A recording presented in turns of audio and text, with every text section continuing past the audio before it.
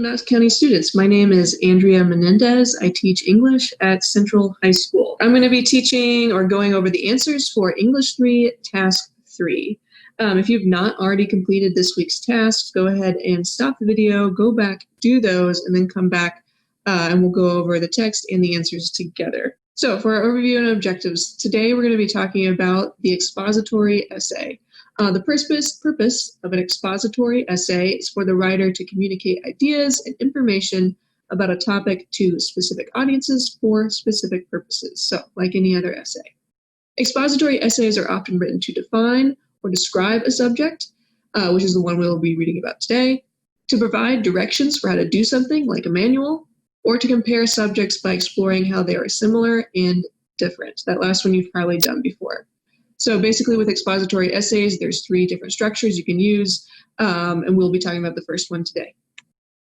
In this lesson, you will, or you have already done, or we will do together, we will practice 2 ways to annotate an expository text, and we will annotate it twice. We will analyze the purpose, audience, organization, evidence, transitions, and style of an expository text. Those words I just got from the PDF, the online resource. Those come directly from those last few questions. And we'll observe how this example expository text differs from expository essays you've written in school. They are a little bit different, and at the end we'll talk about what those differences are. So before reading the definition essay. Definition essays are characterized as essays in which a writer attempts to explain in a personal yet academic way the nature of a word, a thing, an idea, a concept, or a phrase. So I bolded personal yet academic because those are the 2 different ways we will annotate. Those are the 2 different ways that the writer is writing, and we'll learn that these 2 different annotation styles can help us with any other text. It doesn't have to be an essay or a speech or nonfiction. We can use it with poetry, drama, short stories, novels. And this is lists of possible topics that you could use as the focus of a definition essay. So honestly, those are just anything, any big abstract idea. Those are usually best for definition essays. Love, friendship, courage, happiness, etc. You may have written definition essays in the past where you begin with, Webster's defines friendship as. We don't do that anymore because we're older and we're better at writing. And we'll see an example of how you can write a definition essay without it being so cliche or kind of cut and dry. And like I just said, you will take something abstract and make it concrete. So take something that is just a big idea and you'll give it something physical for our mind and maybe our hands to hold on to. All right, so here is the annotation style that we're going to be talking about today. The first way to annotate, which is honestly my favorite, the personal annotation. So when you use a personal annotation style, you will read the text and react to it with no filter or concern for what the teacher is looking for. So you've seen reaction videos before. It's unfiltered. It's somebody just seeing something for the first time and speaking or writing about what they see. For text, you're going to focus on asking questions and making connections. The third thing you'll also kind of focus on are any unfamiliar words. But with unfamiliar words, you're not really making comments. You might just be underlining or highlighting. With the others, you need to make comments so you know why you underlined or highlighted. Beginning annotation this way makes the text easier to encounter and less intimidating by removing the expectation that you must be right. This can be used with any text, including speeches, stories, poetry, articles, drama. I think so often students get really frozen when they try to encounter or like jump into a text that a teacher has given them because they're trying to find the right answer. And with the personal annotation, there's no wrong or right answer. You can trust your gut. And when a teacher asks for you what the effect is of certain word choice or a certain metaphor or image, your gut reaction is the right reaction. The writer is writing for normal people. The writer isn't writing for high school students trying to guess what their teacher's thinking. So personal annotation is a great way to kind of let loose of all those other expectations and just jump in and try and figure it out without the worry of getting it wrong. The next time we read it, we're going to be doing academic annotation. You'll read the text again. I will read it again for a second time, and we'll look for examples of writing techniques that we've learned about in school. So for this text, we'll look at purpose, audience, evidence, organization, transitions, and style, just like we said we would with those questions at the end of the document. On Being a Cripple by Nancy Mayers. Okay, wowza yowza. This word stands out to me because I would never use that word. And honestly, it kind of makes me uncomfortable. Right, I am a cripple. There it is again. I choose the word to name me. I choose from among several possibilities, the most common of which are handicapped and disabled. Okay, that word definitely feels more comfortable for me than the other one. I made the choice a number of years ago without thinking, unaware of my motives. Okay, that's a word that I'm pretty sure I know, but I'm not sure. I'm going to highlight it. Even now, I'm not sure what those motives are, but I recognize that they are complex and not entirely flattering. People, crippled or not, wince at the word cripple, as they do not at handicapped or disabled. Okay, it looks like she's doing this on purpose. Perhaps I want them to wince. I want them to see me as a tough customer, one to whom the fates, gods, viruses have not been kind, but who can face the brutal truth of her existence squarely. As a cripple, I swagger. All right, that's an interesting sentence. I like the style of it. I like the voice, but to be fair to myself, a certain amount of honesty underlies my choice. There's another word I want to make sure I understand. Cripple seems to me a clean word, straightforward and precise. It has an honorable history, having made its first appearance in the Landesfahren Gospel in the 10th century. As a lover of words, I like the accuracy with which it describes my condition. I have lost the full use of my limbs. Disabled, by contrast, suggests any incapacity, physical or mental. Okay, it seems to me that she's concerned about the specificity of this word. I certainly don't like handicapped, which implies that I have deliberately been put at a disadvantage by whom I can't imagine. My God is not a handicapper general. Funny? In order to equalize chances in the great race of life. These words seem to me to be moving away from my condition, to be widening the gap between word and reality. Most remote is the recently coined euphemism, there's another word that's important to me, differently abled, which partakes of the same semantic hopefulness that transformed countries from undeveloped to underdeveloped, then to less developed, and finally developing nations. People have continued to starve in those countries during the shift. Some realities do not obey the dictates of language. All right, I'll just pause right here because I see a bunch of words that I recognize from another class I took. This sounds like something I learned in a social studies class. Mine is one of them. Whatever you call me, I remain crippled. I don't care what you call me, so long as it isn't differently abled, which strike me as pure verbal garbage. Ha, funny, like that. Designed by its ability to describe anyone, to describe no one. I subscribe to George Orwell's thesis that the slovenliness of our language makes it easier for us to have foolish thoughts, and I refuse to participate in the degeneration of the language to the extent that I deny that I have lost anything in the course of this calamitous, I don't know, sounds a little bit like calamity, but we can make sure of that.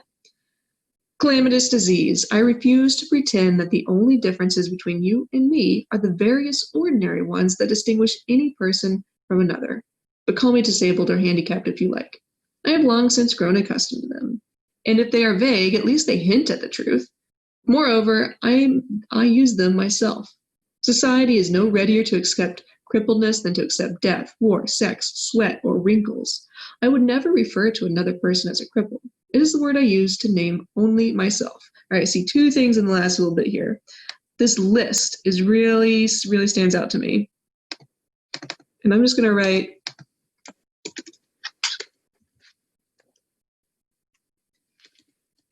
interesting list. Wrinkles equivalent to death? Sounds like maybe she's making a statement there. And then the last thing that seems important is something that puts me as the reader a little bit more at ease. And it's this last sentence. I would never refer to another person as a cripple. It is the word I use to describe only myself. Here's my first set of annotations, all personal. I don't really have any academic language over here. I do have the word tone, but we use tone all the time and outside the classroom. Most of it is pretty uncensored. I've got my words, that I don't know that I'm going to look up later. And this is what it should look like first time around. All right, so let's go back to our PowerPoint. Motive, which was one I was pretty sure I knew. Reason for doing something. She uses this in the first paragraph, talking about the reason for calling herself a cripple. At first, she's not sure why. And over the course of the essay, she explains why. Swagger. This was the phrase that I highlighted for a reason I didn't really understand at first. Swagger, a way of walking in a confident way. She says, I believe, we can find it again. She says, as a cripple, I swagger. All right, that's interesting because you would think by definition, somebody couldn't walk in a confident way, but it sounds like she means it in a different way. Underlie, be the cause of. Euphemism, this one is important. A milder way of describing something harsh. This word seems key to the central idea of this whole essay because the whole essay is about using other words to make her condition sound not as bad. And she thinks that kind of erases the reality of what she's experienced. So euphemisms, we use them all the time, especially around death. We say somebody has passed away. We, instead of they have died, we also have euphemisms that go the other direction, that lighten something, that seem to make it less serious and almost like a joke. We say he kicked the bucket or he croaked. So euphemism, something that we say that is not entirely the truth, but hinting at the truth. Semantic, also related to this essay as a whole. Semantic, related to meaning. So if somebody ever says or tries to dismiss an argument as being purely semantics, they're saying you're having a petty argument over the definition of a word, which, yes, sometimes can be petty and frustrating, but other times, like in this essay, seems to be pretty important. So semantic, talking about what a word means. In this case, cripple. Slovenliness. This one comes from the George Orwell quote. This one talking about the state of being messy or dirty. So she's arguing that language that is not precise, language that tries to hide things, language that is euphemistic is slovenly. It's messy, it's dirty, and it's kind of dangerous. Calamitous. Oh, look, I was right. Involving catastrophe or calamity. She's describing the disease that's affected her as being calamitous, and she's using a really strong word there to notate that. All right, so we've defined our words, but before we go back to our academic annotation, we want to make sure that we know what we're looking for. First of all, we're looking for those things that this assignment is asking us to look for: purpose, audience, organization, transitions, evidence, and can't really go purpose. So with academic annotation, there are a few other things we can look at. Purpose, like I just said, author's reason for writing. It is not the same as central idea, but it should include the central idea. We'll talk about that at the end. Evidence. For the most part, when you've written essays, you probably see evidence in terms of quotes, paraphrases, and summaries from other sources, but it can also be concrete facts or experiences, anything from outside of yourself, anything that you can use your five senses to determine whether it is true or not, to defend your argument or to defend what you're trying to explain or define.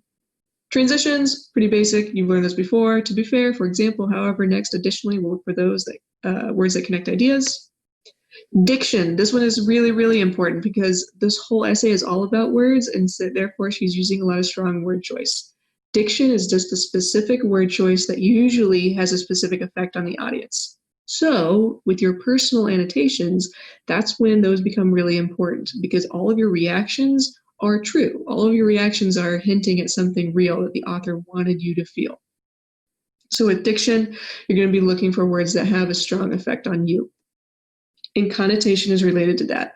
What a word means beyond its dictionary definition, usually positive or negative. When we think about a dictionary definition, thinking about the difference between aroma and stench, they both mean smell. But aroma has a positive connotation while stench has a negative connotation. An easy way to notate that, especially when you're annotating a text by hand, I like to use positive and negative signs over words that seem to have strong positive or negative connotations. And then syntax. This is sentence structure. We won't look at this one too closely with this text, but it's short versus long sentences, compound, complex, simple. And then this is something that you probably learned about, or you should have learned about in task 2, which is rhetoric. Even though this is technically an expository essay, there is an element of argument to it. She's trying to convince us to agree with her about this term crippled. And going back to rhetoric, those rhetorical strategies, ethos appeal to an author's credibility, authority, experience, or expertise. That is all over because she's talking mainly about herself and her experience with this world and her disability.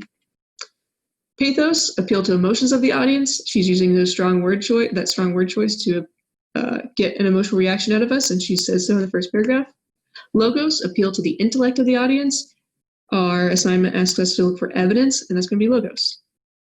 And then I include this one rhetorical device just because I know it's already in there and it stood out to me on my first read. And that's a paradox, a statement that seems contradictory, but in reality contains a true and thoughtful insight. So deafening silence, usually something that is silent can't deafen you, but we think we've all been in a situation where a room has been so silent that the awkwardness or the uncomfortableness of the situation has felt deafening. All right, on being a cripple, I am a cripple, right? So this already means something new to me. Right, and I'm going to put negative connotation.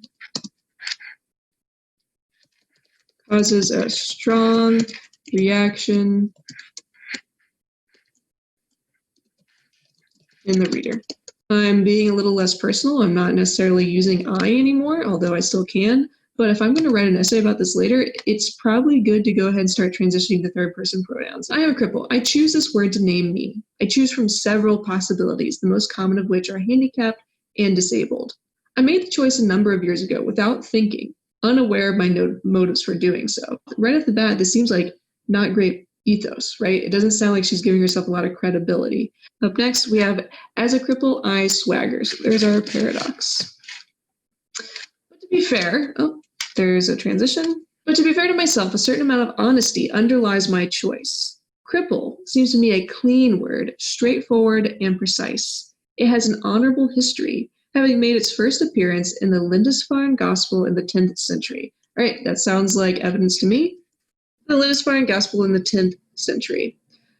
As a lover of words, that looks like ethos to me. As a lover of words, I like the accuracy with which it describes my condition. So she's saying that she is aware of the power of words and that she doesn't take this word choice lightly. I have lost the full use of my limbs. Disabled, by contrast, suggests any incapacity, physical or mental. I certainly don't like handicapped, which implies that I have deliberately been put at a disadvantage. By whom I can't imagine. My God is not a handicapper general. In order to equalize chances in the great race of life. These words seem to me to be moving away from my condition, to be widening the gap between the word and reality. She also uses a little bit of logos here in order to equalize the chances in the great race of life. I'm going to say logos points out the bad reasoning of thinking God would lead to even out people's chances in life.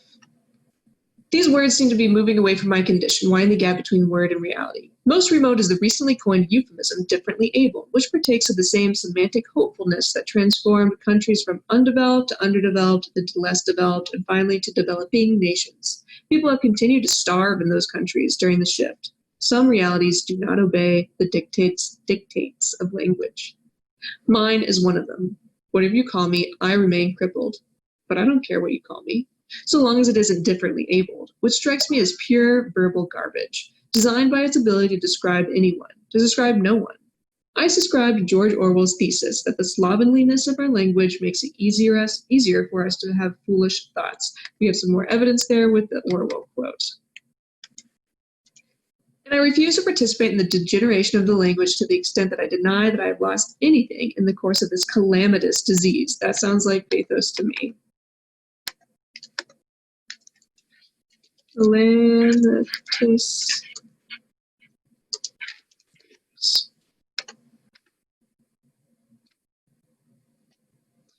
I refuse to pretend that the only differences between you and me are the various ordinary ones that distinguish any one person from another. But call me disabled or handicapped, if you like. I have long since grown accustomed to them, and if they are vague, at least they hint at the truth. Moreover, I use them myself.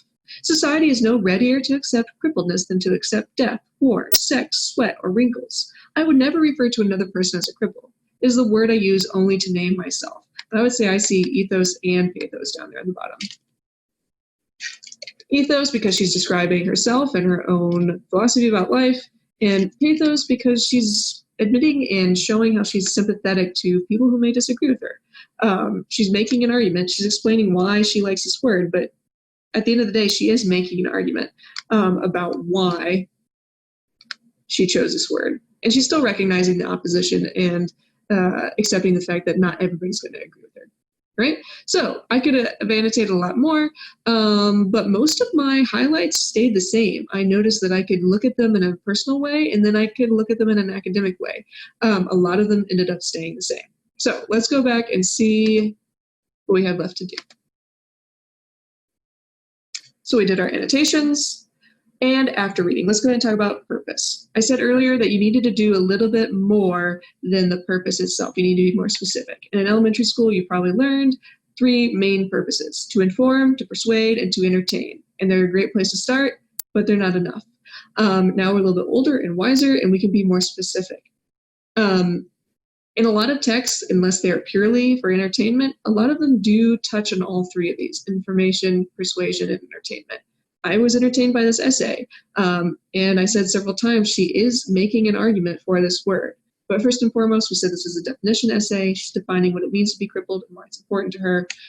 So for our answer, define what the author means or what she means by crippled, and she explains why she sees that word as an important part of her identity. So we're on the last page of this assignment, defining purpose, and that is the answer to the first question. Next question about audience. To whom does the author seem to be speaking? What evidence supports your answer? This one can be tricky sometimes because most authors don't write for high school classrooms. You are not always the intended audience, but we can look at her word choice and see what who she's talking to. And I would say the author seems to be addressing this essay to people who feel uncomfortable with the term cripple. And we know that because in the first paragraph she says, people, crippled or not, wince at the word cripple, as they do not at handicapped or disabled. Perhaps I want them to wince. She's addressing the fact that she knows this is a harsh word, and she wants people to see it in a different way. Organization. It is not a 5-paragraph essay, but it does follow the same format. We have introduction, introducing our claim. We have a body with evidence, and then we have a concluding paragraph summing up the argument once more. So what is the purpose and idea of each paragraph? If we look through, in our first the first paragraph, she boldly states her preference for the word cripple and questions the motivation behind her choice. Paragraph 2, she defends her choice by the term by analyzing synonyms and euphemisms and discarding them as less preferable. And finally, she affirms her choice of the term cripple as a personal description, but acknowledges society's discomfort with the word and the fact that she can only define herself this way, not others. Next question was about evidence, which we went ahead and annotated because we were good at annotating. What facts, quotations, examples, and details does the writer use to support and develop the topic? What evidence is most relevant? We found the quote from, the fact that the word cripple was used in the Lindisfarne Gospel.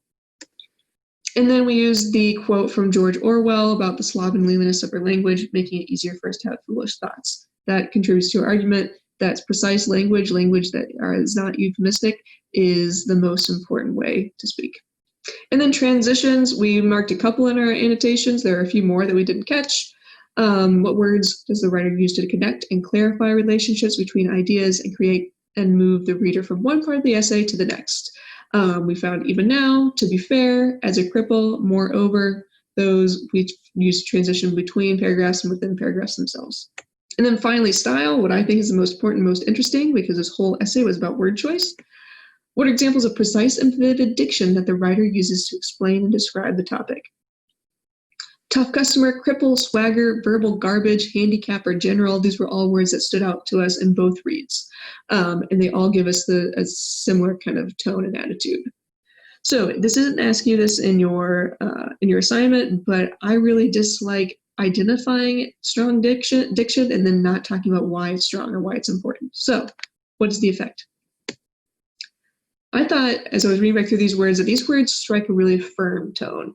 Even though she's funny at times, she never seems to waver in her argument.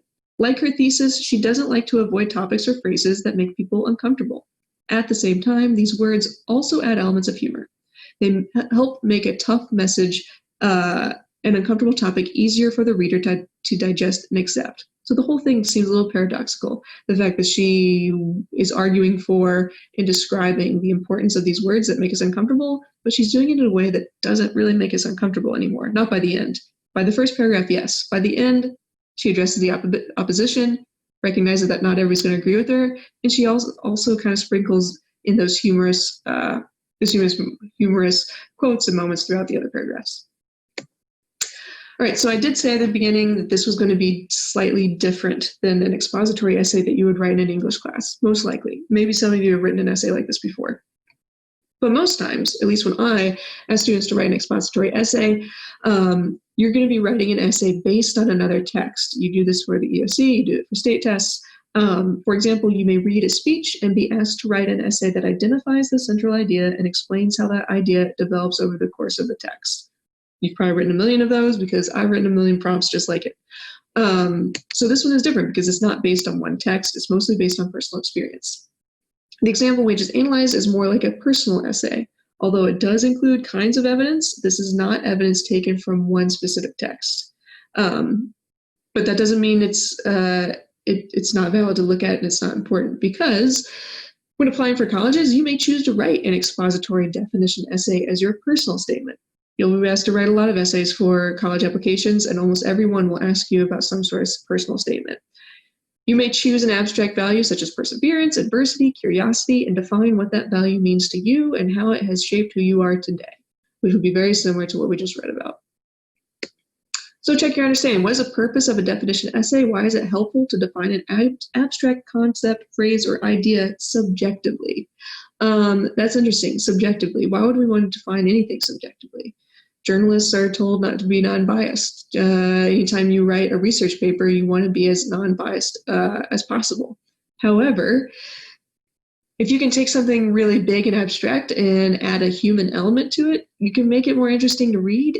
And when you take something as big and wide as love or friendship or courage, and you give it your own, or you define it through your own experience, that encourages other people to do the same.